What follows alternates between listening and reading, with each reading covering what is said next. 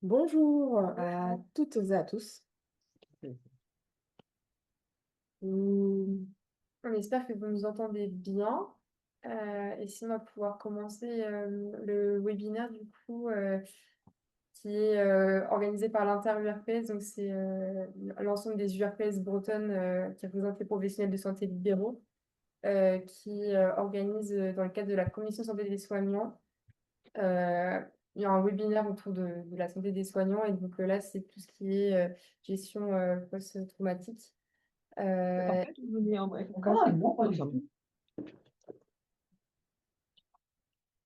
oui, merci Emeline. Donc, Emeline et moi-même travaillons comme salariés chargés de mission pour les URPS. Et donc, cette thématique de la santé et de la sécurité des soignants est travaillée depuis quelques années déjà. Très récemment, nous avons proposé des formations en présentiel avec la commission santé des soignants. Et il y a eu 54 professionnels de santé, dont certains parmi vous, qui ont été formés en octobre et novembre dernier dans les 4 départements bretons. Et aujourd'hui, ce webinaire, c'est la suite, c'est la deuxième partie finalement de ces formations en présentiel sur l'agressivité des patients. Et ce webinaire, il est animé avec Madame Marion Torel, qui est psychologue et qui travaille pour l'association Philémo pour le CRPB. On va la laisser se présenter. Qu'est-ce qu'on peut dire de plus sur les URPS? Ce sont des associations qui représentent leur profession à l'échelle régionale et qui donc travaillent ensemble sur différentes thématiques, dont la santé des soignants, mais il y en a plein d'autres qui sont affichés ici.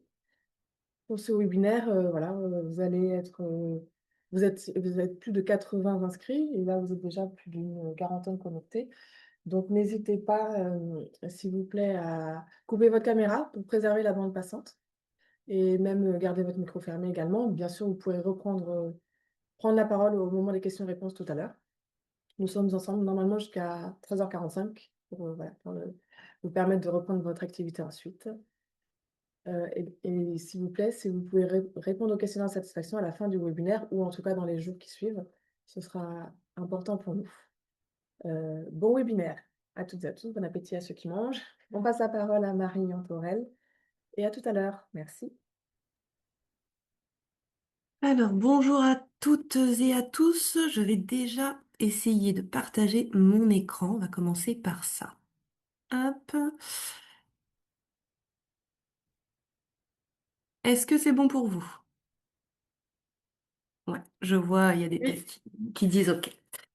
Alors, déjà pour me présenter, effectivement, je suis Marion Torel, psychologue spécialisée en psychocriminologie, en psycho-victimologie. J'accompagne principalement, alors dans le cadre de Philémo, notamment des victimes et des auteurs de violences, le plus souvent qui souffrent de traumas complexes. Donc on y reviendra sur ces différentes notions. Alors je me permets juste de rectifier, c'est-à-dire que je ne travaille pas au CRPB de Bretagne, mais j'ai pendant plusieurs années géré en fait la cellule de victimologie qui y est rattachée à l'hôpital Guillaume Régnier. Voilà pour la petite précision. Je suis également donc formatrice sur les sujets associés au phénomène de violence commise ou subie. Pour faire un petit point rapide sur l'association Philémo, en fait c'est une association récente que j'ai cofondée avec des collègues psychologues spécialisés comme moi en fait enfin, dans le même domaine. Cette association, elle a différents plans. Alors déjà, on propose des consultations à tarification solidaire aux personnes qui sont en situation de vulnérabilité psychique, mais aussi qui ont le plus souvent subi des violences ou qui ont agi aussi des violences. Et donc, le principe même de ces consultations, c'est de proposer des tarifications en fonction des revenus des personnes. On a tout un pôle aussi de formation ou d'action de sensibilisation sur ces différents domaines qui sont larges et multiples. Et un pôle également d'accompagnement en fait des professionnels en souffrance, des professionnels notamment des champs judiciaires, éducatifs, médico-social, etc. Voilà pour la petite présentation. Alors, vous pouvez m'écrire hein, s'il y a besoin à l'adresse mail que j'ai notée pour des demandes directes à mon égard. Sinon, vous pouvez aussi aller visiter le site de Philemo et écrire notamment pour orienter des personnes que vous accompagnez éventuellement et qui auraient des difficultés sur le plan financier. Alors effectivement, on exerce à la fois sur Rennes et à la fois en distanciel éventuellement, c'est une possibilité en tout cas. Alors voilà pour la présentation un petit peu générale de moi et de l'association que j'ai cofondée. Concernant plus spécifiquement ce webinaire, alors l'idée c'est vraiment de proposer un temps de sensibilisation sur la question des violences subies au travail et des risques psychologiques ou psychotraumatologiques pour les professionnels, les soignants en l'occurrence, avec un focus évidemment sur l'activité, les spécificités ou les vulnérabilités associées à l'activité en libéral. Je vais essayer de faire assez court parce qu'il y a beaucoup d'éléments et puis je suis une grande passionnée par ce sujet, donc je vais essayer de tenir dans les temps, à savoir qu'on a une heure, un petit peu moins d'une heure pour que je puisse vous proposer mes réflexions et ensuite il y aura un temps de questions-réponses auquel j'essayerai donc de répondre. Alors pourquoi est-ce que cette thématique elle est particulièrement pertinente finalement? Eh bien, le domaine de la santé il est particulièrement vulnérable aux situations de conflit, mais aussi aux situations de violence. Et dans le cadre du libéral, c'est vrai que les vulnérabilités sont beaucoup plus marquées, étant donné l'isolement structurel hein, de la fonction de la profession libérale, mais on y reviendra. Dans tous les cas, effectivement, les données qu'on peut relever ou qui ont été mis en avant, c'est notamment les données de l'Observatoire national des violences en milieu de la santé, qui a promu un rapport ou promulgué un rapport en 2022 et qui montre que il y a près de 20 000 signalements par an de violences à l'encontre de professionnels de santé. Alors évidemment, ces chiffres concernent davantage les établissements de santé puisque il y a une forme de systématisation des signalements dans ce cadre-là, mais bien sûr, les professionnels en libéral ne sont pas exempts de ce genre de situation. Et puis, il y a d'autres rapports hein, qui montrent bien qu'il y a un phénomène de violence qui semble toujours plus inquiétant avec un contexte, dans un contexte de la santé et des soins qui, particulièrement en tension, qui pourrait justement expliquer l'augmentation des faits de violence. Juste pour information quand même, il y a eu la promulgation d'une loi le 9 juillet 2025 qui a pour but, en tout cas, de protéger également les professionnels de santé libérale contre les menaces, les outrages et les violences commises en lien avec l'exercice de leur profession. Il est aussi possible, cette loi, elle va permettre aussi de pouvoir déclarer l'adresse professionnelle hein, du soignant plutôt que personnelle. Jusque-là, c'était l'adresse personnelle qu'on pouvait déclarer lors d'un dépôt de plainte, ce qui permet du coup de garantir évidemment la sécurité des soignants. Et autre événement aussi avec cette loi, c'est qu'il est possible, en fonction de vos ordres professionnels, des unions, des fédérations de professionnels, il est possible que ces ordres, ces instances-là, puissent porter plainte au nom du professionnel libéral victime ou se constituer partie civile dans toute procédure mettant en cause notamment l'intérêt collectif de la profession. Voilà pour l'introduction. Alors au niveau du plan, hein, je vais passer par une définition, une typologie des violences au travail avec un petit focus sur les spécificités des vulnérabilités de l'activité libérale. Je ferai un point aussi sur les dynamiques, les processus psychocriminologiques et victimologiques, c'est-à-dire les processus et mécanismes de défense associés d'un côté aux auteurs de violences et de l'autre côté aux victimes de violences.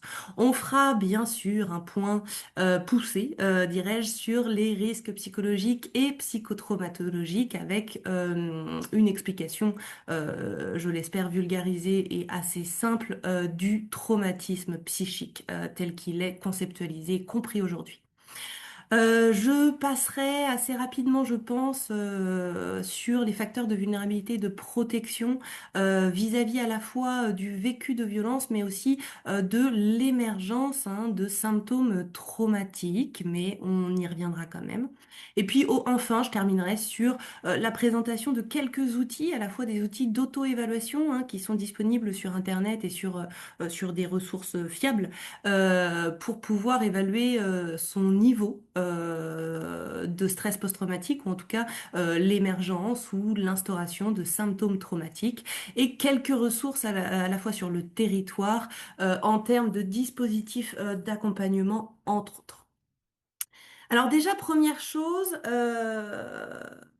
pour pouvoir spécifier de quoi on parle, il y a quand même une nécessité de venir différencier la notion de conflit, la notion d'agressivité aux notions d'agression et de violence. Je me permets ce point-là parce que en psychocriminologie, en tout cas, on différencie bien ces quatre concepts-là. Alors, le conflit, euh, on est plutôt sur une forme d'opposition d'intérêts, de besoins, de valeurs entre deux parties, mais dans le conflit, il y a quand même une dimension d'égalité ou d'une symétrie relationnelle. Vous verrez pourquoi je me permets d'insister sur ce point, dans le sens où il y a aussi une potentielle résolution de conflit. Le conflit il peut être négocié, mais aussi médiatisé. Et dans le conflit, il n'y a pas d'intention finalement de nuire qui soit clairement établie. Le conflit il peut évidemment dégénérer en violence, mais au final, le conflit n'est pas un acte violent en lui-même. La question de l'agressivité, je me permets aussi de spécifier, elle est plutôt associée ou relative à une disposition psychologique, à une caractéristique interne, c'est-à-dire une tendance, une forme de caractéristique de la personnalité, avec un potentiel effectivement d'émergence de comportements violents, mais en soi, l'agressivité n'est pas nécessairement une forme de violence telle qu'on pourrait le penser ou telle que je vais vous le présenter. Le comportement agressif, ou en tout cas l'agressivité, est plutôt quelque part dans la recherche de la reconnaissance du lien ou dans la tentative de forcer une réponse ou de créer ou restaurer une communication. L'agressivité, elle peut être gérée par des techniques de désescalade au travers de l'écoute active, de la validation des émotions ou encore du recadrage, à la fois du cadre mais aussi sur le plan juridique. Parce que dans ce système-là de relations, le lien, il existe encore. Alors, concernant la notion d'agression, le concept d'agression, là on est vraiment sur la définition d'un comportement hostile, intentionnel, visant à causer un dommage, qu'il soit physique ou psychique. C'est donc un acte observable qui est délimité dans le temps. Et on observe dans ce phénomène-là une asymétrie dans la relation, c'est-à-dire qu'il y a un agresseur et une victime. L'agression comporte, comme je l'ai dit, une intentionnalité de nuire, même si le but il peut varier. L'agression, elle peut aussi être instrumentale, c'est-à-dire être un moyen pour obtenir quelque chose de la personne, ou hostile, c'est-à-dire simplement une agression qui soit un but en lui-même. Et au niveau de la violence, là, on va être surtout sur... Alors, concernant les agressions, ça va plutôt être en lien avec les insultes, les bousculades ou un coup, menaces verbales aussi, qu'ils soient précises ou non. Et au niveau de la violence, on est plutôt sur une forme extrême d'agression, à la fois caractérisée par son intensité et par son processus de destructivité. On a cette volonté, là, cette intention de destruction du lien et de l'autre. Le concept de violence, il intègre aussi un usage disproportionné de la force, pardon, une transgression, hein, grave des normes sociales, mais aussi des normes légales. Et la notion, le concept de violence ou l'acte violent, comme présenté là, a un potentiel traumatogène particulièrement élevé. Cette violence, elle peut prendre différentes formes, hein, que ce soit physique, psychologique, sexuelle, économique, etc. Alors, par exemple, ça peut être effectivement des coups répétés, on parle de viol aussi, ou encore du harcèlement ou de la séquestration, ce qui va entraîner des conséquences particulièrement importantes sur le plan psychotraumatologique, pardon. Alors, la violence, contrairement à l'agression qui est quand même dans une moindre mesure, détruit, elle domine, elle l'anéantit. Elle va pas chercher la réponse de l'autre, mais son élimination à la fois symbolique ou bien réelle. Autrement dit, le conflit peut se gérer par le dialogue. L'agression, elle nécessite le recadrage et la protection juridique quand la violence, elle exige la mise en sécurité immédiate.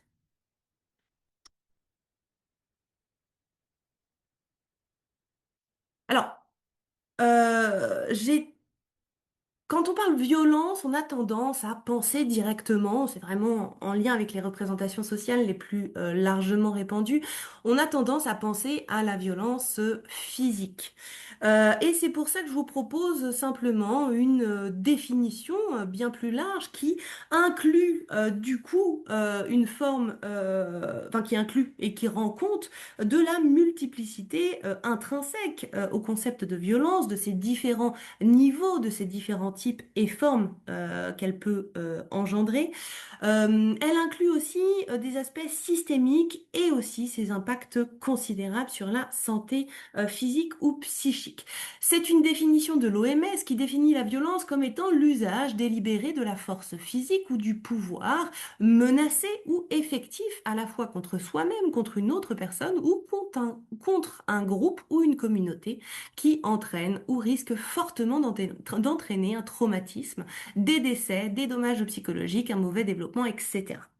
Bref, cette définition, elle permet à la fois d'inclure tous les niveaux et les différents types et formes de violence, en introduisant aussi finalement la notion de violence interpersonnelle, c'est-à-dire entre personnes, mais aussi les violences institutionnelles, les violences systémiques, symboliques.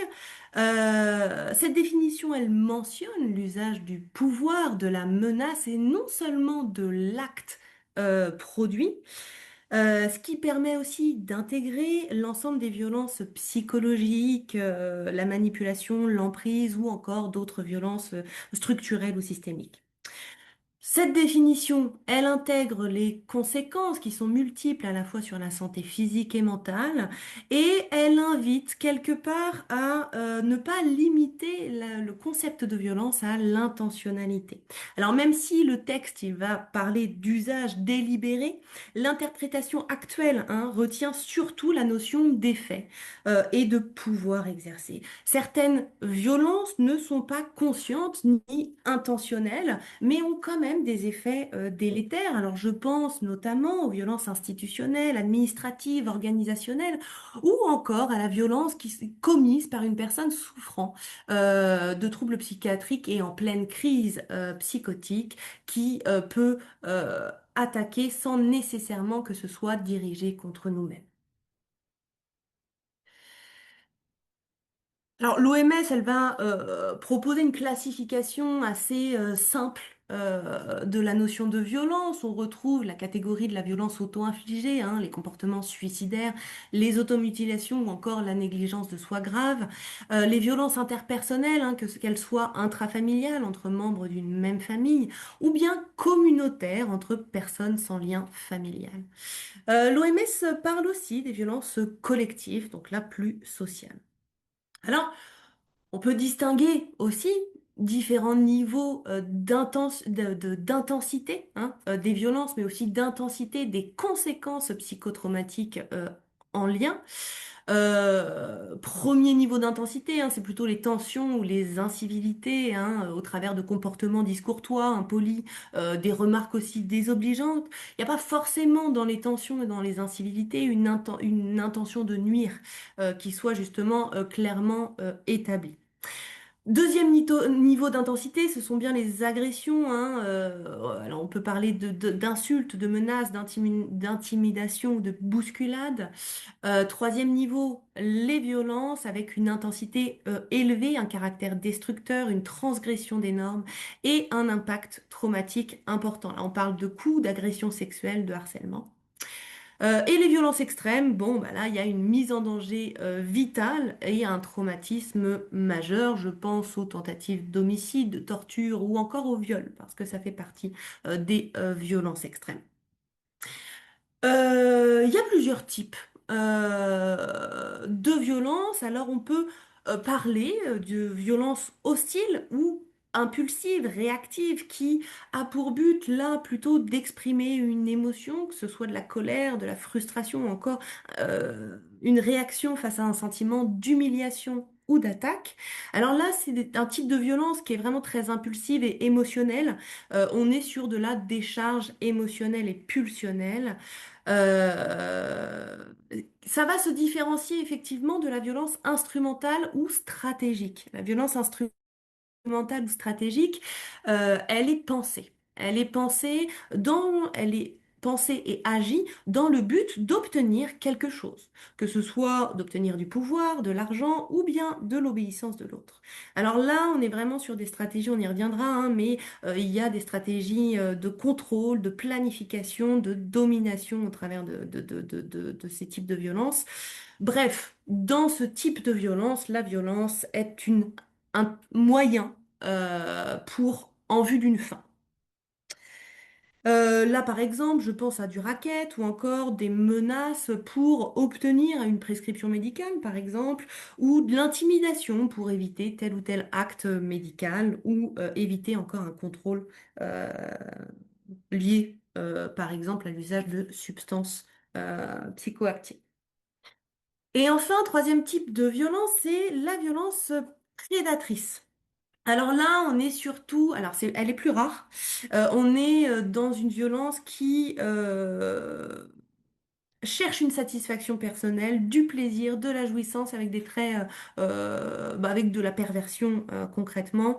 L'idée là, c'est que dans ce type de violence, c'est la souffrance d'autrui qui procure du plaisir et de la jouissance. Alors, on a parlé des différentes formes hein, de violence, qu'elles soient physiques, psychologiques, sexuelles, économiques, institutionnelles, systémiques ou encore collectives. En tant que professionnel en libéral, vous n'êtes pas malheureusement protégé non plus contre l'ensemble de ces violences-là.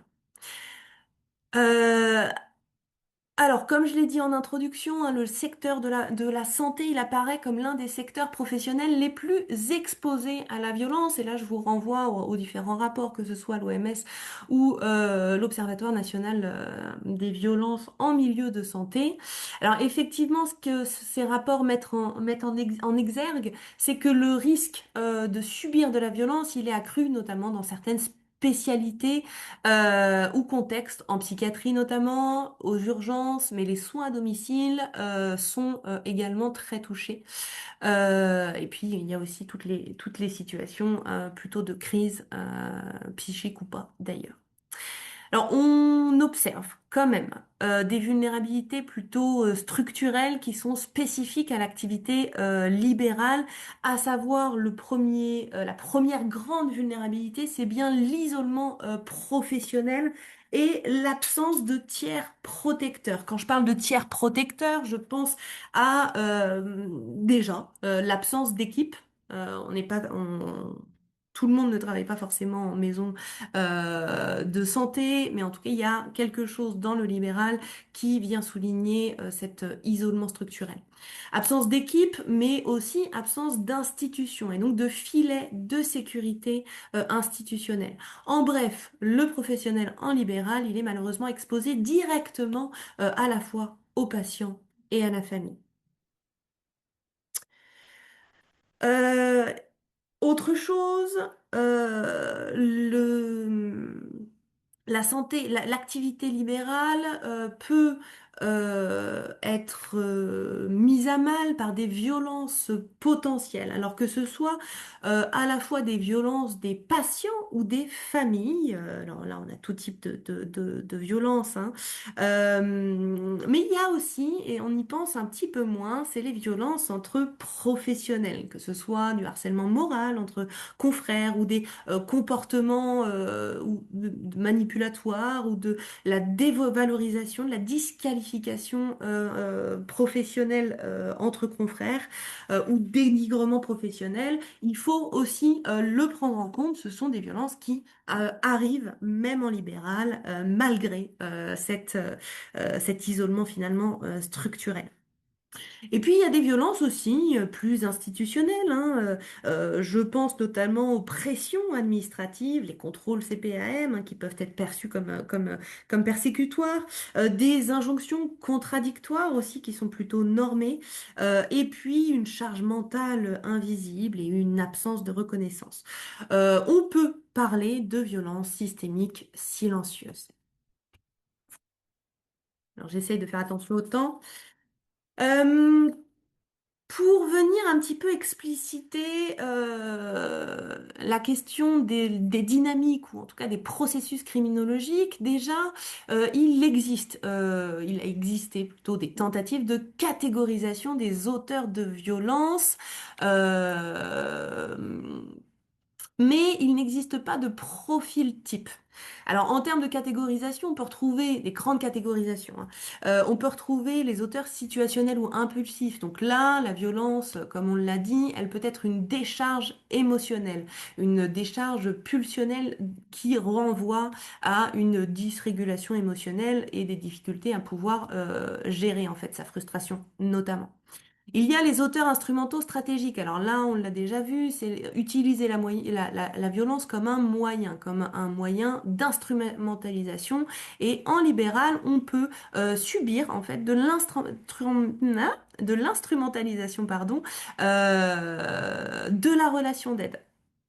Les auteurs hostiles et dominants sont un petit peu plus rares, mais là on est sur l'utilisation de la violence comme une jouissance. Après, ce qui peut arriver aussi en libéral, surtout en santé, hein, alors moi j'ai travaillé en psychiatrie, donc c'est pour ça que j'y pense principalement, c'est les auteurs pathologiques ou en tout cas vulnérables psychiatriquement qui peuvent traverser des crises psychotiques et donc traverser aussi des moments de décharge via des comportements violents. Les auteurs institutionnels, c'est plutôt les structures, les normes, etc., qui véhiculent les violences plus systémiques et invisibles. Alors, il n'y a pas de profil type. Il y a des grandes catégories comme ça, mais qui ont du mal à être validées scientifiquement parce que c'est très très compliqué d'aller travailler sur ce type-là, ce genre de questions-là. Par contre, ce qui a été validé scientifiquement, c'est les traits communs, donc les traits psychiques des fonctionnements, des mécanismes de défense ou encore des traits développementaux. Donc on a premièrement un grand trait, c'est l'alexithymie. L'alexithymie, c'est une difficulté à pouvoir identifier, différencier, exprimer et traiter ses émotions, mais aussi celles des autres. L'alexithymie, hein, c'est un grand trait, enfin c'est un trait central chez les auteurs de violence. Chez les auteurs de violence, on peut aussi trouver, enfin un des grands traits, c'est l'impulsivité. Il y a l'existence de distorsions cognitives, c'est-à-dire des biais de traitement de l'information qui entraînent aussi des justifications par rapport à l'acte violent, on y reviendra. On observe une insécurité affective et la peur de l'abandon avec des troubles de l'attachement souvent importants, un déficit d'empathie, une rigidité cognitive, un contrôle, un besoin de contrôle excessif, des problèmes de régulation émotionnelle. Ce qu'on observe aussi souvent, c'est un biais d'attribution hostile, c'est-à-dire que les auteurs sont souvent réagissent souvent enfin, peuvent réagir par la violence lorsqu'ils interprètent une situation comme étant une attaque à leur encontre. Puis des difficultés aussi à se remettre en question, des antécédents bien sûr de traumatismes subis, mais aussi agis, et puis une dépendance affective. Alors, il y a différents troubles de personnalité qu'on retrouve qui sont en tout cas corrélés à l'agir violent, comme on dit en psychocriminologie. Les troubles de personnalité borderline avec une instabilité émotionnelle, une grande peur de l'abandon et des comportements impulsifs. La personnalité narcissique aussi, personnalité antisociale. Alors, la personnalité antisociale, on va les catégoriser en tout cas comme on parle de psychopathie ou de sociopathie et les grands traits, c'est une absence de culpabilité, une tendance facile à la manipulation et d'utiliser aussi ce qu'on appelle la violence instrumentale. Personnalité dépendante aussi, alors c'est des personnes qui sont dans un besoin extrême d'être prises en charge et qui peuvent avoir des comportements violents en réaction face à une menace de séparation. Alors, il y a différents facteurs de risque, hein, qu'ils soient individuels, relationnels, situationnels ou encore institutionnels, qui favorisent le risque de subir des violences ou de passer à l'acte pour une personne. Les facteurs individuels, on les a déjà vus. Au niveau des facteurs relationnels, dans le cadre de la relation d'aide, une mauvaise communication ou de l'incompréhension ou une relation perçue comme asymétrique par le patient ou injuste peut favoriser un agir violent. Le sentiment aussi de ne pas être reconnu ou sentiment d'être attaqué ou humilié par le soignant peuvent également être des facteurs de risque. Euh, Au niveau, alors là, je ferais bien un point quand même de clarification. J'ai écrit limite floue. Alors quand je parle de limite floue, eh bien en fait, je parle du cadre qui peut être flou, notamment en libéral, parce que un petit peu moins sécurisé et institutionnalisé que en institution. Ces limites floues du cadre, mais aussi de la relation d'aide avec une incompréhension parfois des patients à considérer nos limites d'intervention, ce qui peut du coup entraîner des attentes irréalistes vis-à-vis de nos possibilités d'intervention, entraîne de la frustration et éventuellement un agir violent. Le fait d'aller au domicile du patient aussi est un facteur de risque dans le sens où là, le rapport de pouvoir, quelque part, il est inversé. Et donc, ça constitue un risque. Donc, il y a des facteurs aussi situationnels. Je pense notamment à un vécu de douleur, de stress intense ou simplement une très longue attente aussi par rapport à un rendez-vous annoncé, une annonce médicale difficile ou encore un refus de soins d'un arrêt de travail ou d'une prescription peut favoriser un agir violent. Et enfin, les facteurs institutionnels, alors on l'a dit hein, déjà, c'est l'isolement, l'absence de tiers, donc l'absence aussi du coup de soutien, que ce soit des collègues ou d'une hiérarchie éventuellement. Les procédures floues en termes de sécurisation, en termes de signalement, voilà. Et puis une insécurité environnementale, c'est-à-dire le cabinet qui soit isolé ou le travail encore à domicile. Alors concernant rapidement les dynamiques ou plutôt les processus psychocriminologiques, c'est-à-dire les stratégies et mécanismes de défense euh, qui alors surtout les stratégies criminologiques, qui vont être agies du côté de l'auteur, notamment dans tout ce qui est associé à la violence instrumentale ou à la violence hostile dominationnelle. Ça se dit pas, mais de domination.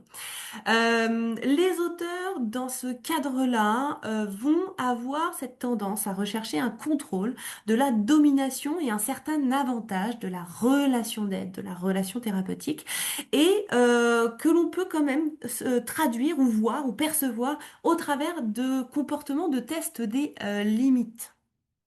Quelqu'un qui va passer son temps à essayer de tester les limites, ça peut être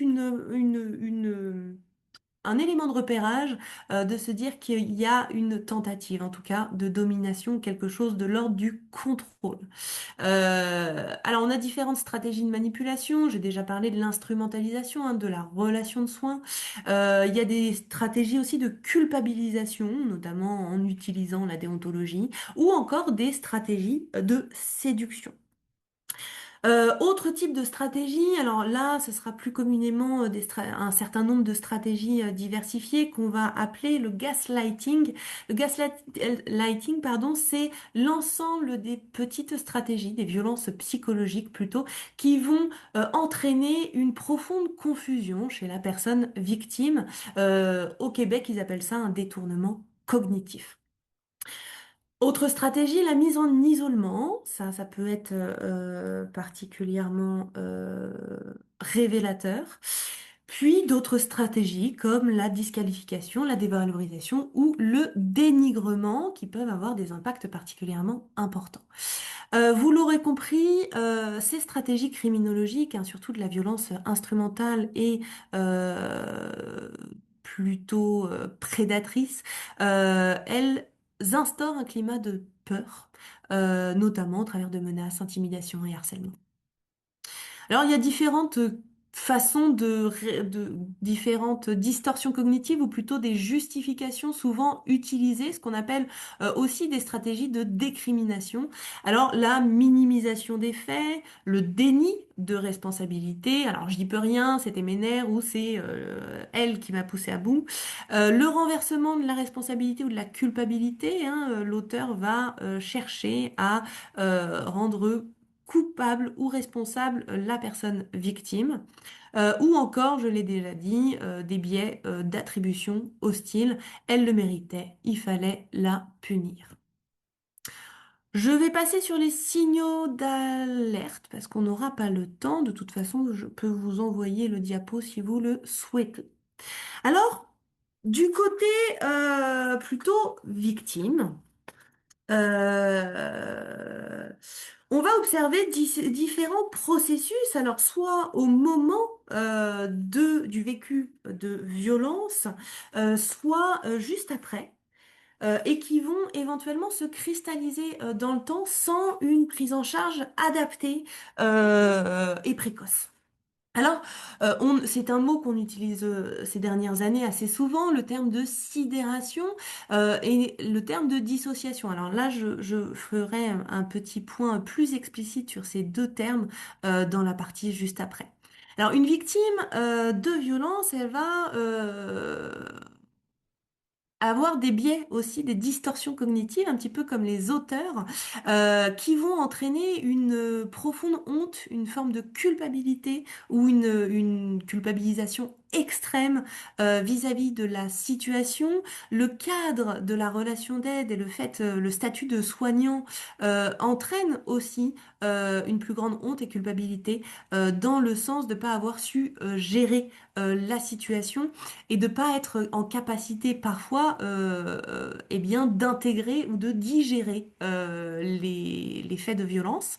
Cette honte et cette culpabilité, elles vont entraîner un phénomène de silenciation, donc on va se taire et ça va entraîner un retard finalement de la prise en charge ou de la simplement de la demande d'aide. Alors, on observe aussi chez les victimes une ambivalence hein, particulièrement intense, c'est-à-dire des émotions contradictoires vis-à-vis de la situation. On observe aussi une forte dévalorisation de soi, avec une baisse de confiance de soi et de l'estime de soi. Des conduites d'isolement et des conduites d'évitement des situations, de l'hypervigilance, tous ces thèmes-là, tous ces thématiques-là, je vais en reparler rapidement et on comprendra mieux avec le stress post-traumatique. Et encore, on peut aussi, du fait du stress post-traumatique d'ailleurs, voir chez les victimes une amnésie soit partielle des événements de violence, soit totale du côté de l'événement violent. Eh bien, tout comme chez les auteurs, on observe aussi des stratégies de dévictimation parce qu'il n'est pas simple Déjà, de prendre conscience du fait qu'on ait été victime d'une situation de violence, qu'on ait été victime de violence. C'est un statut qui est mal vu avec des représentations sociales particulièrement négatives, donc on va avoir des mécanismes de défense pour mettre à distance cette identification-là au statut victimaire ou victimal. Donc on peut voir des mécanismes tels que le déni, des mécanismes de rationalisation, hein, c'est le fait de chercher des explications logiques au passage à l'acte, ou encore de justifier le comportement de l'agresseur, ça peut arriver. On observe souvent de la minimisation, ce n'était pas si grave, ou encore de la banalisation, c'est pas grave parce que ça fait partie du métier. Un autre mécanisme de défense qui est un petit peu plus subtil et plus compliqué à percevoir, c'est celui du surinvestissement ou de l'hyperadaptation. Chez les victimes, on peut voir des comportements d'adaptation aux exigences de l'agresseur, c'est-à-dire finalement une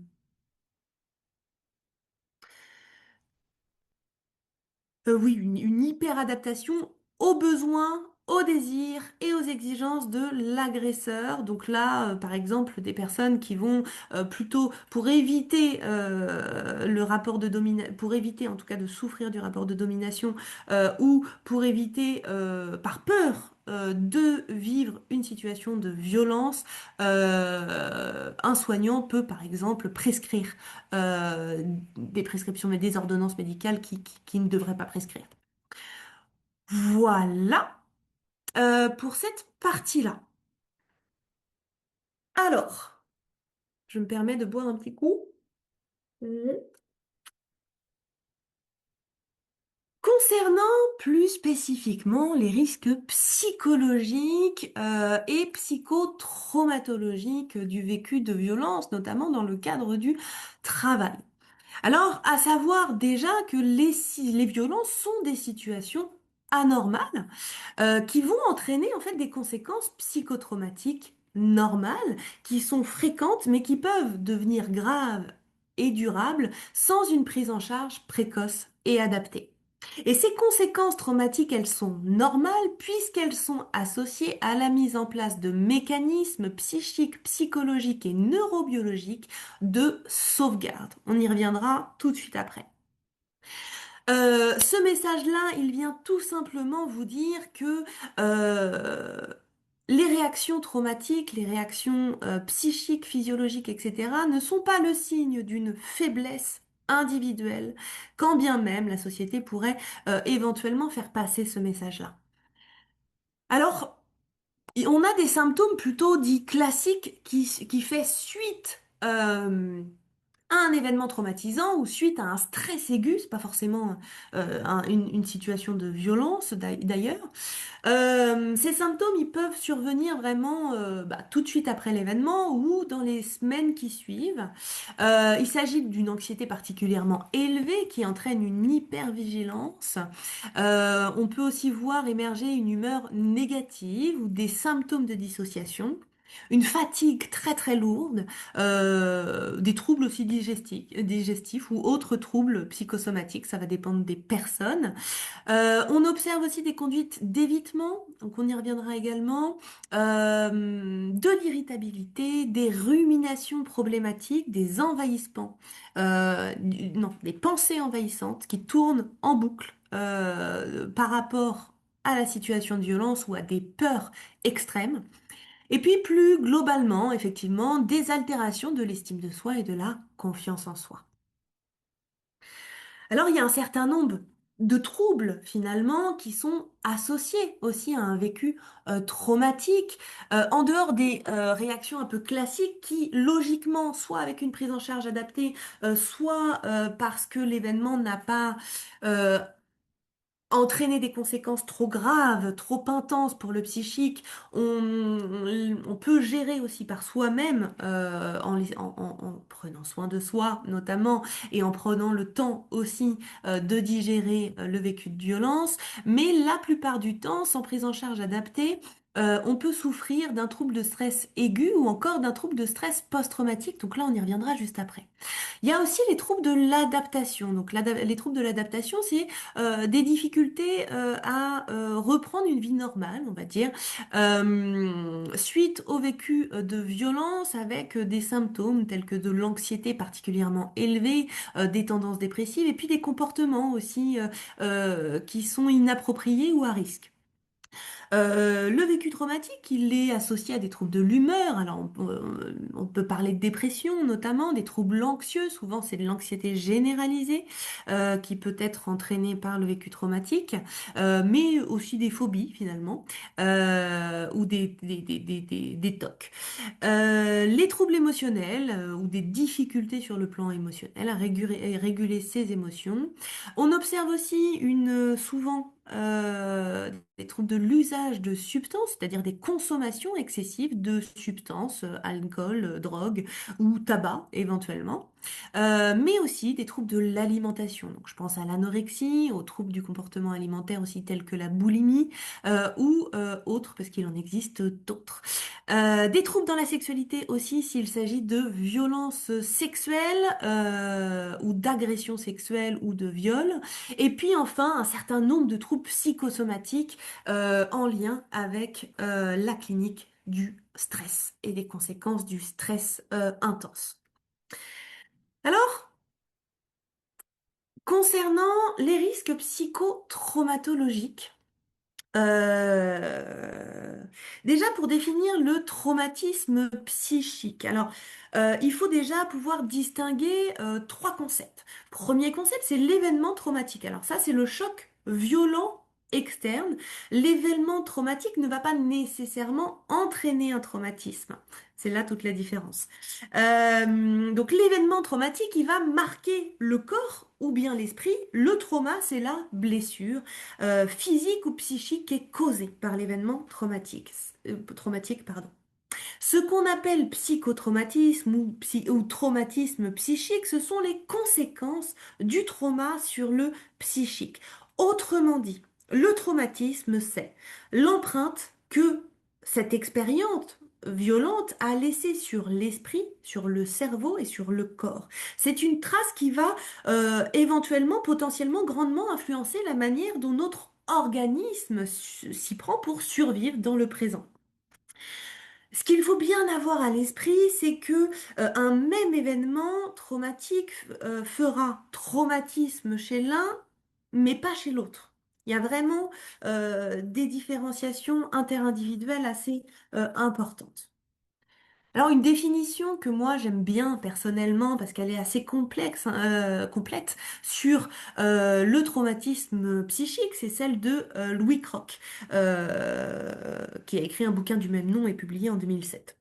Alors ce qu'il nous dit lui, c'est que c'est un phénomène d'effraction du psychisme et de débordement de ses défenses par les excitations violentes afférentes à la survenue d'un événement agressant ou menaçant pour la vie ou pour l'intégrité d'un individu qui y est exposé comme victime, témoin ou acteur. Alors la notion d'effraction psychique, elle signifie que la psyché, l'esprit, il a été dépassé, fracturé, brisé par la violence de l'événement traumatique, qu'on en ait été victime, témoin ou encore auteur ou acteur. Donc ce qui fait traumatisme finalement, c'est la rencontre avec la mort, qu'elle soit symbolique ou réelle. Il s'agit donc de situations qui engendrent un sentiment de peur intense, d'horreur et d'impuissance. Bref, le psychotraumatisme, en d'autres termes, c'est la non-extinction de la peur extrême, de l'angoisse de mort. Alors, qu'est-ce qui se passe dans le cerveau pour expliquer justement sur le plan neurobiologique les effets psychotraumatiques?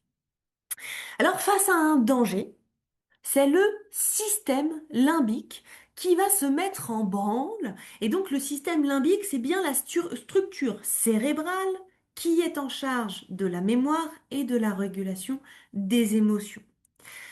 Le système limbique, il est composé à la fois du cortex préfrontal qui va gérer les fonctions cognitives supérieures et la régulation émotionnelle. On y trouve aussi l'amygdale. L'amygdale reçoit et décode les stimuli sensoriels, mais sert aussi et surtout de système d'alarme ou d'alerte. Il va s'allumer en cas de danger et va commander la réponse au stress. On l'appelle aussi le centre de la peur. L'amygdale, elle va envoyer des informations au tronc cérébral face à un danger, le cerveau reptilien, et va lui dire soit de fuir, soit d'attaquer, ou de se figer, de faire le mort. Et enfin, dans cette structure cérébrale qu'est le système limbique, on y trouve l'hippocampe qui gère la mémorisation et l'intégration des souvenirs, principalement la mémoire épisodique qui nous permet de nous souvenir des événements vécus avec leur contexte.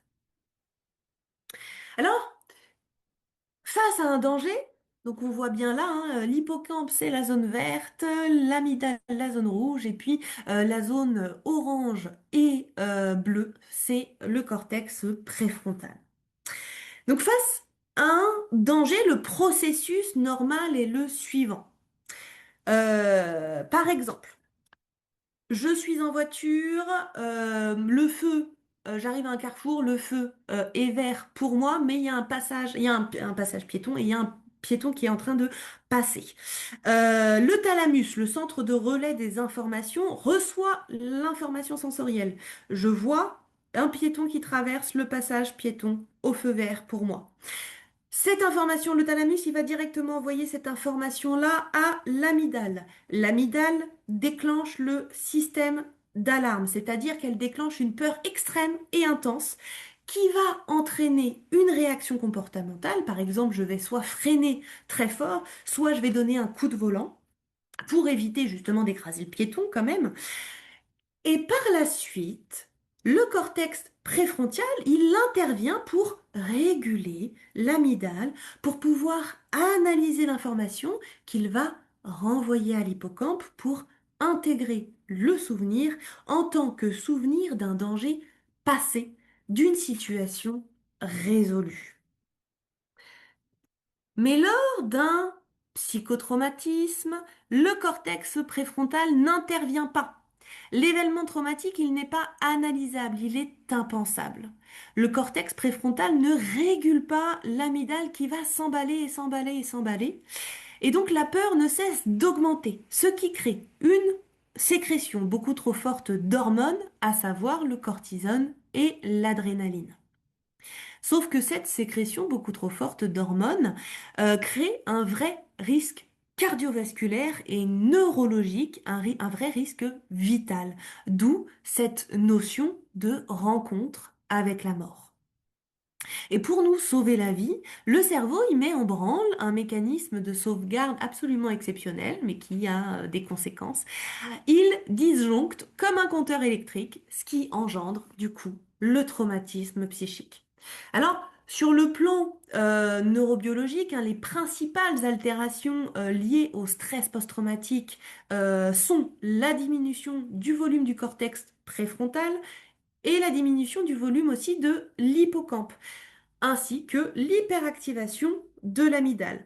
En bref, le traumatisme, il altère la mémoire, la concentration, l'apprentissage, la conscience de soi, le sentiment d'être un, le sentiment aussi d'ancrage dans la réalité ou encore d'ancrage dans son corps. Mais il engendre aussi un sentiment de peur intense qui perdure et qui ne peut pas être régulé. Alors en psychiatrie, on va parler du trouble de stress post-traumatique, dont les différentes caractéristiques sont énumérées, hein, notamment dans le DSM-5, notre manuel de référence en psychiatrie. Alors, on parle aujourd'hui de trouble de stress post-traumatique, donc on peut distinguer le trouble de stress aigu, c'est-à-dire que les symptômes là vont durer moins d'un mois, du trouble, pardon, de stress post-traumatique où les symptômes durent plus d'un mois et peuvent, sans une prise en charge adaptée, se chroniciser dans le temps pendant des années. Il peut aussi y avoir un stress post-traumatique différé. Ça, c'est quand les symptômes apparaissent plus de 6 mois après l'événement traumatique. Ça arrive et plus souvent qu'on ne le croit. Alors, les différents symptômes au niveau du stress post-traumatique sont les phénomènes d'intrusion. Alors là, on peut parler de reviviscence, de flashback, de cauchemar, de pensées envahissantes. On a aussi une deuxième caractéristique, c'est les phénomènes d'évitement. Que ce soit l'évitement psychique, des souvenirs, des pensées ou encore des sentiments associés au trauma, ou des conduites d'évitement, des stimulés associés au traumatisme. On a aussi, comme je l'ai déjà dit, des altérations à la fois des cognitions, des altérations de l'humeur, mais encore des altérations neurovégétatives qui entraînent en fait une excitation, une réactivité, une hyperactivité du système nerveux et entraînant du coup une hypervigilance, de l'hyperréactivité à des stimulés. On peut avoir des réactions de sursaut, des troubles du sommeil et puis évidemment un épuisement nerveux. Il y a aussi des symptômes dissociatifs transitoires. Donc là, on est vraiment sur du transitoire. Alors, une personne victime ou traumatisée peut vivre des symptômes de dépersonnalisation. Ça, c'est le sentiment de déconnexion corps-esprit, comme si on était détaché de son propre corps. Il y a pas mal de victimes qui peuvent dire, oui, mais moi, je me suis sentie au-dessus de mon corps. Je regardais la scène et des fois, je me sens au-dessus de mon corps. Alors, c'est un peu particulier, mais en tout cas, ça existe. On a aussi le symptôme de déréalisation. Ça, c'est une perte de sentiment de réalité. Je suis pas dans la réalité. Euh, alors, il faut que j'avance un peu. Alors, on distingue le trauma simple du trauma complexe. Le trauma simple, il se réfère à la survenue d'un seul événement traumatique, alors que ce soit une violence ou un accident de voiture, etc. Le trauma complexe, c'est plus complexe, comme son nom l'indique. Là, il se réfère davantage à un vécu traumatique répété, continu dans le temps, qui, du coup, entraîne un certain nombre de conséquences qui vont au-delà des caractéristiques du stress, du trouble de stress post-traumatique. Alors, juste pour préciser, et je vais essayer d'aller assez rapidement, parce qu'effectivement, je ne suis pas en avance. Euh, alors, il y a la psychiatre, notamment, Muriel Samona, qui a élaboré un certain nombre de théories en lien avec le vécu de violences sexuelles, entre autres, mais qui vient éclairer aussi ce qui se passe au niveau des mécanismes de défense et des processus psychiques qui peuvent être là quand on vit des violences. Elle a donc travaillé sur les concepts de sidération, de dissociation et de mémoire traumatique. Alors, la sidération se fait pendant le vécu traumatique. C'est vraiment la paralysie psychique et motrice, le fait de faire le mort, que va provoquer la disjonction du processus cérébral. La dissociation, c'est l'anesthésie émotionnelle et physique qui résulte de cette sidération-là. Elle a donc aussi, on la connaît pour son travail autour du concept de mémoire traumatique. Lors de la disjonction du processus cérébral, il y a une interruption du circuit mnésique, ce qui engendre l'existence d'un souvenir non intégré à la mémoire. Autrement dit, la mémoire traumatique, telle qu'elle l'a définie, c'est cette mémoire émotionnelle associée à la peur intense et non intégrée, figée et prisonnière du temps qui ne peut pas être traitée comme un souvenir appartenant au passé. C'est donc un souvenir en boucle dans le présent, accompagné d'une peur intense et permanente. Cette mémoire traumatique, elle peut être activée n'importe où et par n'importe quoi, une odeur, une sensation, un bruit qui peut rappeler le trauma. L'événement traumatique, la mémoire traumatique, elle engendre aussi ce qu'on appelle la dissociation post-traumatique. C'est un mécanisme de défense qui se réfère à une tentative d'échapper à la souffrance psychique. Donc c'est une déconnexion finalement entre le corps et l'esprit, si je le dis de manière assez vulgarisé.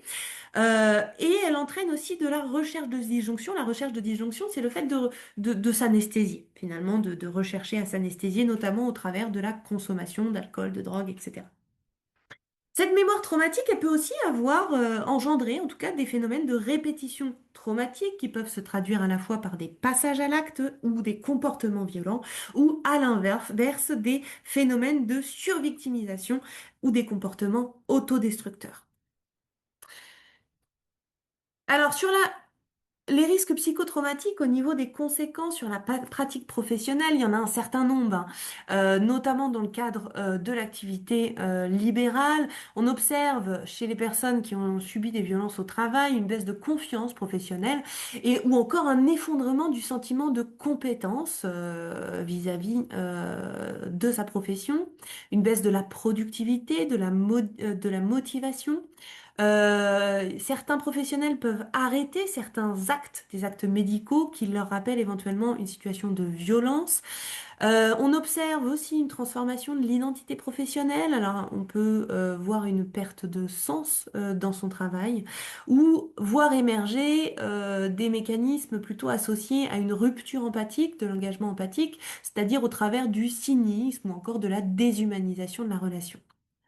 On peut observer une dégradation dans la relation thérapeutique ou dans les modes relationnels du soignant vis-à-vis de ses patients, un désengagement professionnel et enfin la violence, le vécu de violence accélère évidemment les processus d'épuisement professionnel. Alors, les conséquences peuvent être évidemment plus globales. On peut observer des conséquences sur la vie relationnelle, la vie sociale, la vie intime, éventuellement sexuelle, mais pas que, la vie amoureuse ou conjugale, la parentalité, mais aussi la spiritualité et ça peut avoir aussi des impacts sur la sphère économique. Je vous laisse ça. Alors, il y a aussi la notion de traumatisme vicariant qui euh, qui a été un concept inventé dans les années 90, dont on commence à entendre parler là aujourd'hui en France, notamment dans les sphères de travail. Euh, c'est le résultat enfin c'est une autre forme de violence, c'est quand on fait face à des récits de violence de la part de nos patients et que ça entraîne, à force d'être exposé à la souffrance de nos patients et aux récits de violence, ça peut entraîner une contamination de la psyché du professionnel justement par le vécu traumatique de la personne accompagnée. Donc là, ça peut entraîner des symptômes similaires aux troubles de stress post-traumatique même si c'est quand même dans une moindre mesure, mais je trouvais ça important d'en parler. Alors au niveau des facteurs de vulnérabilité face de subir des violences ou encore vis-à-vis de l'émergence éventuelle de symptômes traumatiques, il y a un certain nombre de facteurs individuels, des facteurs organisationnels, on les a déjà vus, des facteurs institutionnels et sociaux. Moi, ce qui m'intéresse là, c'est plutôt d'aller voir ce que vous, en tant que professionnel, vous pouvez mettre en place de votre côté pour pouvoir justement vous protéger soit de situations de violence, soit vous protéger éventuellement de l'émergence de symptômes post-traumatiques. Alors, il y a des facteurs de protection sur le plan organisationnel. Par exemple, premier facteur de protection, c'est un cadre qui soit clairement défini avec des règles explicites dès la première rencontre, un affichage visible des règles réglementaires dans le cabinet. euh, et le fait aussi de pouvoir, dans le cadre de la relation d'aide, pouvoir rappeler posément les limites en cas de débordement. Donc, premier facteur de protection, c'est la clarification du cadre, parce qu'un cadre explicite diminue les attentes irréalistes et protège en fait la relation. Il y a aussi des possibilités évidemment plus physiques et plus matérielles d'aménager son cabinet de façon sécurisante. Euh, alors, il y a un certain nombre de choses possibles. ou de mettre en place aussi des protocoles, que ce soit pour les visites à domicile, de sécurisation ou des protocoles de signalement, histoire de faciliter ce genre d'aménagement. Très important, c'est la question de la supervision, de l'intervision ou encore de la mobilisation de paires ressources. C'est très simple. L'un des grands facteurs de protection face notamment à l'émergence de symptômes traumatiques ou encore à la gestion des violences, c'est le réseau de soutien social. Et puis on peut aussi aller voir du côté des facteurs qui sont plus de l'ordre de la gestion du temps et des attentes, quelque chose de plus systématisé de ce côté-là. Il y a des facteurs de protection relationnelle, alors avoir une communication qui soit structurée et des formations aussi en termes de gestion de situation d'agressivité ou de conflit, une posture stable, ou encore effectivement des formations sur la détection précoce des signaux de l'agir violent. Protection de facteurs de protection individuelle, la confiance professionnelle et l'assertivité, le fait de la capacité à exprimer et défendre ses droits sans empiéter sur les limites d'autrui, l'autoprotection émotionnelle qui passe par les capacités de gestion du stress, le repérage aussi de sa propre fatigue et le fait de de connaître sa fenêtre de tolérance par rapport à certaines situations de stress. Et puis des formations spécifiques. Alors, je vous ai mis là des outils d'évaluation alors, qui peuvent être utilisés dans le cadre de prise en charge pour évaluer l'instauration ou en tout cas l'émergence, l'existence de symptômes psychotraumatiques et éventuellement l'existence d'un trouble de stress post-traumatique. Mais ce sont des échelles que vous pouvez utiliser aussi en autonomie qui sont disponibles, je l'ai mis là sur le site du CN2R. Ces différentes échelles. La dernière, c'est la plus courte, mais du coup qui est moins intéressante en termes d'exhaustivité des symptômes. Celle qui est à privilégier, c'est le PSL5, la première. Sinon, je vous ai mis aussi quelques outils thérapeutiques, alors des thérapies et des outils qui sont centrés trauma. Les grands principes de ce type d'outils-là, c'est bien, donc c'est des thérapies psychothérapeutiques, et donc les grands principes, c'est l'intégration du souvenir traumatique et la diminution à la fois des symptômes et de la charge émotionnelle du souvenir traumatique. Les thérapies qui sont validées scientifiquement et promues comme efficaces, notamment par la Haute Autorité de Santé, c'est bien les thérapies comportementales et cognitives centrées trauma et les thérapies la thérapie EMDR notamment. Alors il y en a d'autres parce qu'il y a des thérapies, il y a un certain nombre de thérapies émergentes qui sont très intéressantes. Il y a diverses approches aussi complémentaires, des approches qui passent aussi par le psychocorporel. Et donc c'est très vaste, très varié. Pour autant, malheureusement, en France en tout cas, bien qu'il y ait quand même de plus en plus de psychologues qui soient formés à l'EMDR ou encore à l'intégration du cycle de la vie. Donc ça c'est plutôt pour les personnes qui ont subi enfin qui souffrent d'un trauma complexe. Il y a quand même assez peu de ressources, en tout cas sur le plan institutionnel. Donc, au niveau des ressources, je vous ai mis des sites de web de référence, alors de référence sur ce qu'est justement le traumatisme, ou donc il y a le CN2R, l'association Mémoire Traumatique, hein, c'est le site internet du docteur Muriel Salmona. Sur la question des violences, alors des psychotraumas aussi, mais des violences subies dans le cadre du travail et notamment libéral, on a les sites de l'Institut national de santé publique du Québec et l'Observatoire national des violences en santé. Alors plus récemment, l'ONVS a ouvert une plateforme de signalement aussi qui peuvent être utilisées par les professions libérales pour signaler des faits de violence. Voilà pour les principaux sites. Alors, en termes de ressources, à propos d'un soutien, d'un accompagnement plus psychologique. Là, j'ai ciblé sur la Bretagne principalement. Alors, il existe peu de choses, très concrètement, en termes qui soient véritablement effectifs et accessibles. Alors, on entend parler du Centre régional de psychotraumatisme Bretagne, mais l'accès est très, très, très sélectif. Et c'est des collègues, donc elles sont très peu, en fait, pour pouvoir gérer la prise en charge. On entend parler aussi de la CUMP.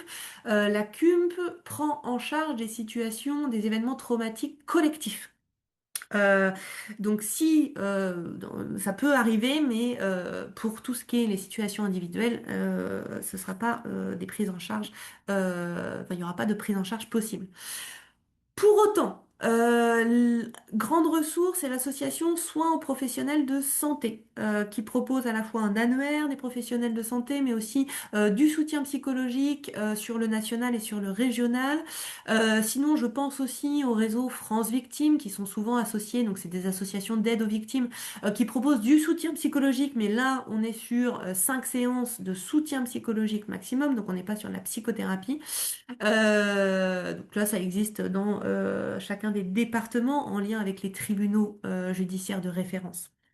Ce que je vous conseillerais malheureusement davantage au vu des difficultés dans le service public, c'est plutôt de vous intéresser à d'autres professionnels en libéral. Vous pouvez trouver des professionnels qui sont formés EMDR au travers du site internet de l'annuaire du site internet de l'Institut français EMDR. Ou encore, de la même façon, un annuaire des psychologues qui sont spécialisés en TCC. Sur Rennes, vous pouvez avoir accès au centre de psychotrauma rennais. Alors là, c'est un centre, c'est à différencier du CRPB. C'est un centre en libéral, mais c'est des collègues qui sont particulièrement, enfin, qui sont formés à un certain nombre de thérapies différentes et qui font aussi des groupes. Voilà, et puis j'ai rajouté l'association Philémo parce qu'on accompagne aussi des professionnels en souffrance. J'ai dépassé mon temps, je suis désolée, je ne sais pas gérer mon temps. Je vous remercie beaucoup pour votre écoute et puis il nous reste quelques minutes si jamais vous avez des questions. Merci beaucoup. Merci beaucoup, Marion. C'était extrêmement intéressant. Il y a effectivement des questions dans le chat, notamment, alors on verra plutôt la semaine prochaine avec les gendarmes. Il y aura des questions sur les avis Google injustifiés. Pardon. C'était prévu que la cyberviolence, c'était prévu que les gendarmes en parlent la semaine prochaine. Également sur l'adresse professionnelle utilisée dans le cas des dépôts de plainte, je pense. Mm. Pareil, ça c'est également un sujet que les gendarmes ont l'intention d'évoquer, notamment avec la convention que les URPS ont signée avec la gendarmerie régionale il y a quelques jours, enfin en octobre, où justement il y a la protection de l'adresse personnelle et notamment, si besoin, pour éviter qu'une toute adresse, qu'elle soit personnelle ou professionnelle, soit utilisée pour le dépôt de plainte, il y aurait la possibilité que mettre l'adresse en fait directement de la brigade de gendarmerie. Donc ça sera évoqué la semaine prochaine. Sinon, on a une question sur les microagressions. Y a-t-il des effets particuliers de microagressions ou violences? La répétitivité des situations conflictuelles que peuvent générer la prise en charge de patients peut-elle épuiser? Je ne sais pas si Marion, vous voulez y Alors, répondre. oui, effectivement, c'est pour ça que j'ai ouvert le concept de violence, parce que voilà, quand on parle violence, on pense agression physique principalement. Le concept violence, il est particulièrement large et en fait, ça va dépendre aussi Ah, j'ai cru que ça allait bugger, mais non. Ça va dépendre aussi d'un certain nombre de choses. Les micro-agressions, quand elles sont répétées, moi je pense aux discriminations, au sexisme ordinaire, au racisme ordinaire, etc., etc., ça crée sur le long terme, alors déjà, parce que souvent c'est des micro-agressions qui ne sont pas seulement spécifiques au cadre de l'activité libérale, mais effectivement ça crée des impacts traumatiques qui peuvent être considérables et qui peuvent être même déroutants puisqu'on n'arrive pas à cibler d'où ça peut venir ces impacts-là. Donc absolument, c'est tout à fait à considérer quand il s'agit d'une micro-agression ou de quelques micro-agressions sur de temps en temps, ça va pas forcément avoir des impacts, mais plus elles sont nombreuses, plus elles sont répétées, plus on peut observer des impacts importants sur la psyché parce qu'elles viennent En fait, là, on sera plutôt de l'ordre de micro-agressions, traumatisme, c'est des vécus un peu traumatiques enchevêtrés les uns aux autres. Je sais plus s'il y avait... Merci beaucoup, Marion. Merci. Il y a une autre remarque. Oui, J'ai c'est fait- la remarque de Sylvie Beauchon-Verneuil, infirmière libérale, qui nous dit qu'avec la RCP, on peut avoir une prise en charge jusqu'à 15 séances avec un psychologue agréé. Voilà, c'est à titre d'information qu'apparemment, il y avait ce genre de choses qui pouvaient être mises en place dans le cas d'agression. Mais il y a de plus en plus de choses qui sont effectivement mises en place en termes de suivi. Après, ça va dépendre. Là, je les ai vraiment pas mises et c'est très bien de les partager. Déjà parce que je ne connais pas forcément le fonctionnement des différents ordres ou unions professionnelles. Mais il y a effectivement, même du côté de vos ordres professionnels, je crois qu'il y a des cellules d'urgence qui sont éventuellement mises en place en fonction. Il y a beaucoup j'ai mis que les points que je pouvais mettre et connaître en termes de ressources. Donc c'est très très bien de revaloriser effectivement ces possibilités-là. Merci. Y a-t-il d'autres questions, d'autres personnes qui veulent prendre la parole pour poser une question ou suggérer un élément? Non, j'ai l'impression qu'il n'y a pas d'autres questions. Si, Euh, moi, Ah, si, oui, moi allez-y. j'aurais bien aimé juste avoir une précision sur du coup, est-ce qu'il y a une spécificité dans la prise en charge après de ces cas? Est-ce que voilà, est-ce qu'il y a des choses particulières dans la prise en charge psychologique de ces types d'agressions? Et nous, je pense plus au monde libéral, s'il y a des choses particulières. Alors, les spécificités dans la prise en charge. Alors, moi, je vais juste, euh, disons qu'il y a des nécessités. Il y a des types de thérapies qui sont pas forcément adaptées. Après, ça va vraiment dépendre des personnes. Moi, ce que je conseille principalement, c'est une prise en charge pluridisciplinaire. Ça dépend de la gravité de la violence, hein, mais les conséquences traumatiques, elles peuvent être extrêmement importantes et très envahissantes. Donc une prise en charge pluridisciplinaire le plus possible. Médecin généraliste, psychiatre, si on a la chance d'en avoir un ou d'en trouver un, voilà. Euh, Thérapie de fond. Alors thérapie plutôt intégrative. Euh, Ça peut être compliqué avec des thérapies de type psychanalyse, etc. Parce que, enfin, après, ça peut vraiment dépendre.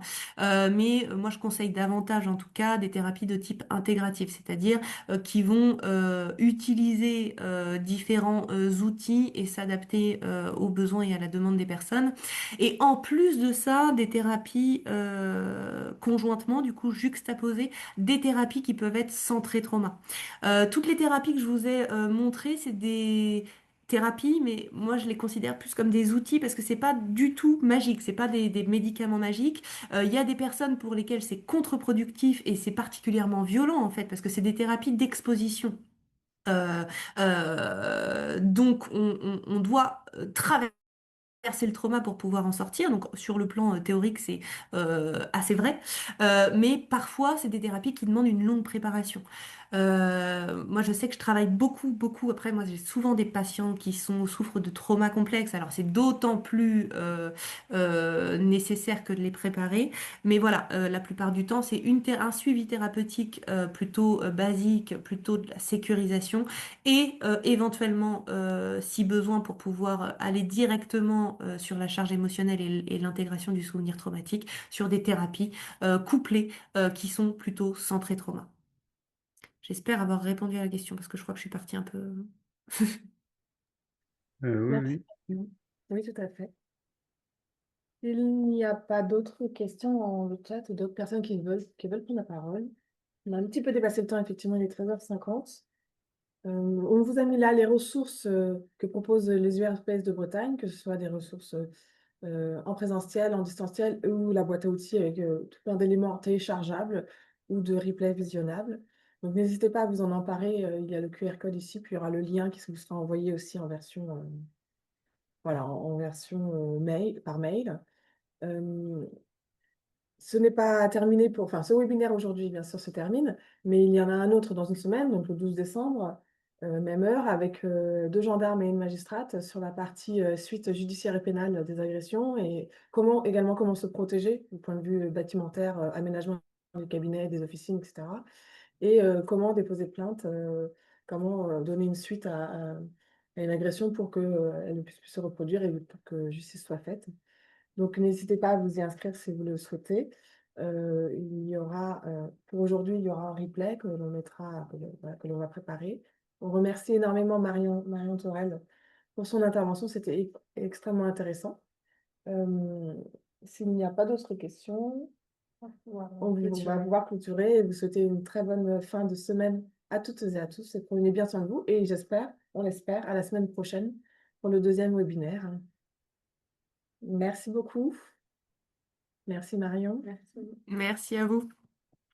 Passez une bonne après-midi. Merci.